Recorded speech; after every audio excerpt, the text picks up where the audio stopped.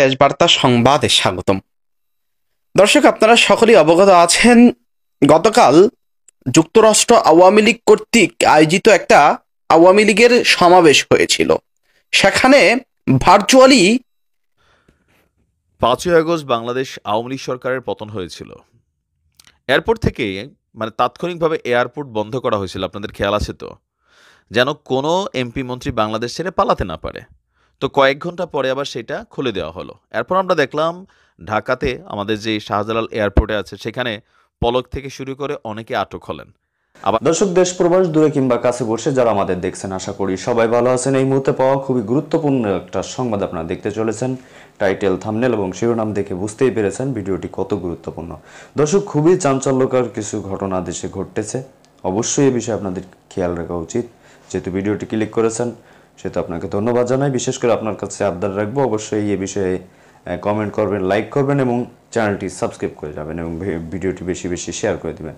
তো দর্শক, চলুন এই বিষয়ে আমরা বিস্তারিত তথ্যগুলো জেনে নিই। 5ই আগস্ট বাংলাদেশ আওয়ামী লীগ সরকারের পতন হয়েছিল। এরপর থেকে তাৎক্ষণিকভাবে এয়ারপোর্ট বন্ধ করা হয়েছিল, আপনাদের খেয়াল আছে তো, যেন কোনো এমপি মন্ত্রী বাংলাদেশ ছেড়ে পালাতে না পারে। তো কয়েক ঘন্টা পরে আবার সেটা খুলে দেওয়া হলো। এরপর আমরা দেখলাম ঢাকাতে আমাদের যে শাহজালাল এয়ারপোর্টে আছে সেখানে পলক থেকে শুরু করে অনেকে আটক হলেন। আবার আমরা শুনছিলাম যে আরাফাতও আটক হয়েছেন, পরবর্তী সময় তার কোনো হদিস পাওয়া যায়নি। যাই হোক, তো এই যে দীর্ঘ সময়ের মধ্যে আমরা আরেকটা তথ্য শুনলাম, ওই ঘটনার পরপর আমাদের সেনাপ্রধান বলছিলেন যে ক্যান্টনমেন্টে প্রায় 600+ মানুষ আশ্রয় নিয়েছেন। তো তারা কারা?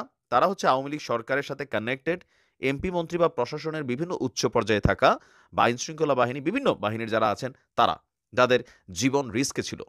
এখন এই 600 মানুষ আসলে কোথায়? গতকালকে হাসনাত প্রশ্ন করতেছিল যে এই মানুষগুলো কোথায় গেছে। তবে এদের কিছু যে যুক্তরাজ্যে গেছে, কিছু যে বাংলাদেশ ছেড়ে পালাই গেছে, এটা কিন্তু আজকে আমরা একটা আই উইটনেস বা এভিডেন্স হিসাবে সামনে চলে এলো।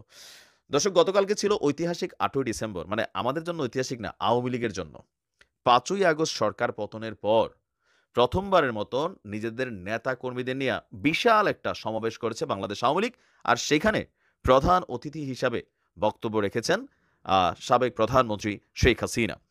এখন এটা ফিজিক্যালি কোনো প্রোগ্রাম ছিল না, ভারতে বসেই প্রযুক্তির সহায়তা, ভার্চুয়ালি যে প্রোগ্রামগুলো আমরা এতদিন দেখছি, তারেক রহমান বিদেশ থেকে ভার্চুয়ালি বক্তব্য দিতেন, এখনও দিচ্ছেন, ওই স্টাইলই ভারত থেকে যুক্তরাজ্যে তিনি নেতাকর্মীদেরকে উজ্জীবিত করেছেন।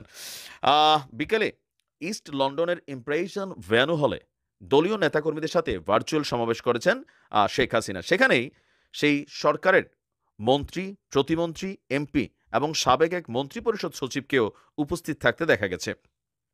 যাদের দেখা গেছে তারা হলেন সাবেক মৎস্য এবং প্রাণী সম্পদ মন্ত্রী আব্দুর রহমান, সাবেক প্রবাসী কল্যাণ এবং বৈদেশিক কর্মসংস্থান প্রতিমন্ত্রী শফিকুর রহমান চৌধুরী, সাবেক সংসদ সদস্য হাবিবুর রহমান হাবিব, সাবেক মন্ত্রী পরিষদ সচিব কবির বিন আনোয়ার। তো সেখানে যে প্রোগ্রামটা ছিল, প্রোগ্রামের মেইন এথিক্স বা ইস্যুটা ছিল যে আপনার এই মুহূর্তে বাংলাদেশে যা ঘটছে বা আওয়ামী লীগের আগামী দিনগুলোতে কি করণীয়, সেই বিষয়ে শেখ হাসিনা দলীয় নেতাকর্মীদের সাথে তিনি মত বিনিময় করেছেন।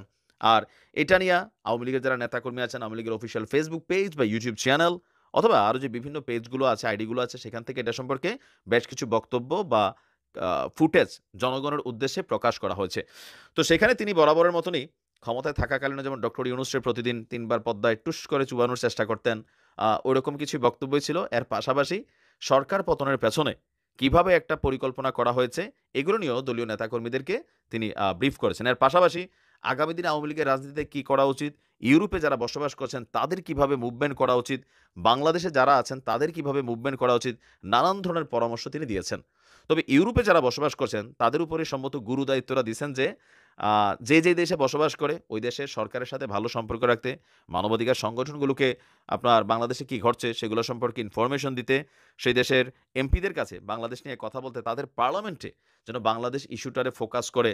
কারণ আমরা বাংলাদেশের যে রাজনীতিটা, এটা কিন্তু আমাদের বাবা, তারপর হচ্ছে পরদাদা, মার্কিন যুক্তরাষ্ট্র এবং ইউরোপীয় ইউনিয়নের হাতেই কিন্তু এটা ছেড়ে দিয়েছি। বিশেষ করে এশিয়ার এই দেশগুলোতে তাদের একটা প্রভাব প্রতিপত্তি কিন্তু আছে।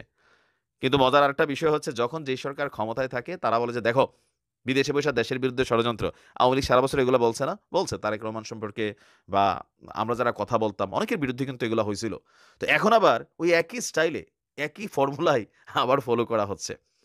তো এইটা নিয়ে আবার আমরা দেখছিলাম যে যুক্তরাজ্যের যিনি হাই কমিশনার আছেন তাকে কিন্তু আমাদের সরকারের পক্ষ থেকে একটা বার্তা দেওয়া হয়েছিল যে দেখেন যুক্তরাজ্যে আপনি এই প্রোগ্রামটা কিভাবে আপনারা করতে দিচ্ছেন, কিন্তু যুক্তরাজ্যে সিস্টেমে চাইলেই করতে পারে, কোনো বাধা নেই, সেটাই এখানে প্রমাণিত হলো। কারণ যুক্তরাজ্য সরকারকে একটা বার্তা দেওয়ার পরেও সরকার এই প্রোগ্রাম বন্ধে কোনো ধরনের ভূমিকা তারা রাখেনি।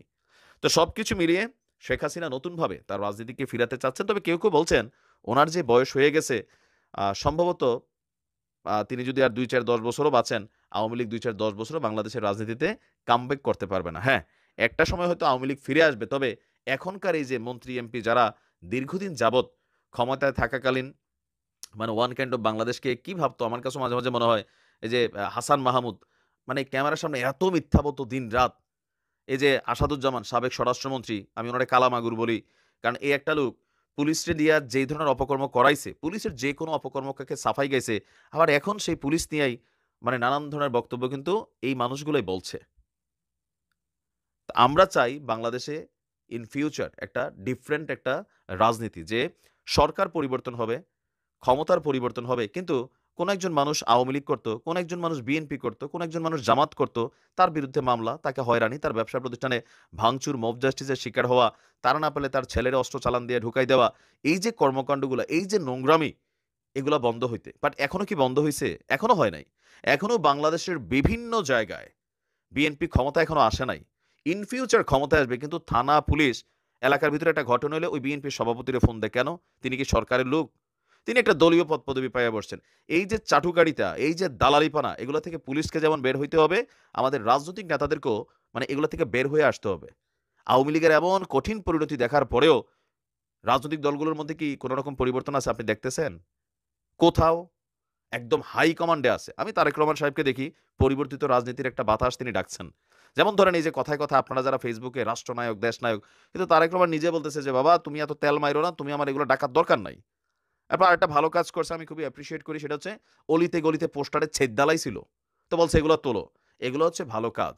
ইভেন দলের মধ্যে যেই সকল চামচারা একদম প্রান্তিক লেভেলে মানুষের উপর জুলুম করতেছে তাদেরকেও কিন্তু তিনি সতর্কবার্তা দিচ্ছেন, বাট তারপরেও অনেক কিছুই কিন্তু আউট অফ কন্ট্রোলে আছে। আপনি দেখেন যে একদম উচ্চ পর্যায় থেকে আমি রিজভী সাহেবের একটা বক্তব্যকে অ্যাপ্রিশিয়েট করি। রাজনীতি এরকম হওয়া উচিত। রিজভী সাহেবের একটা বক্তব্য কি ছিল যে আওয়ামী লীগ করে কিন্তু তার বিরুদ্ধে কোনো মামলা নাই, সে কোনো অপকর্ম করে নাই, ওই মানুষটারে আপনি কেন মামলার আসামি করবেন? তারে কেন মব জাস্টিসের শিকার করবেন? ইভেন ছাত্র দলের কয়েকজনের বিরুদ্ধে মামলা দিচ্ছে বিএনপি কেন? আওয়ামী লীগের একটা পরিবারের উপর তারা অত্যাচার করছে। এইটা হচ্ছে রাজনীতির সৌন্দর্য হওয়া উচিত। মানুষের হৃদয় জয় করার জন্য দলীয় কমান্ডার যখন কাজ করছে লোয়ার লেভেলে, ফ্যাট খাউয়া, এলাকার ভিতরে কোনো কাম নাই, বাদাইম্যা, এরকম একটা শ্রেণী আছে, ওই সিএনজি ওলার থেকে 50 টাকা, বাজারের জীবিত থেকে 5 টাকা, ওই দোকান থেকে লুটপাট। তো দর্শক দেখলেন খুব গুরুত্বপূর্ণ প্রতিবেদন। এতক্ষণ আমাদের সাথে থাকার জন্য সবাইকে ধন্যবাদ জানাচ্ছি। দর্শক, যেই প্রতিবেদনগুলো দেখলেন এগুলোর সাথে আপনি সহমত কিনা, খুবই গুরুত্বপূর্ণ বক্তব্য এবং ভিডিওগুলো দেখছিলেন, অবশ্যই বিষয়ে আপনাদের মতামতটা চাই। আর হ্যাঁ, আমাদের এই চ্যানেলটি সম্পূর্ণ নতুন, অবশ্যই আমাদের এই চ্যানেলটি সাবস্ক্রাইব করে রাখবেন এবং বেল আইকনটা অবশ্যই বাজিয়ে রাখবেন, আর সংবাদটি শেয়ার করে দেবেন। তো ভালো থাকুন, সুস্থ থাকুন, আসসালামু আলাইকুম।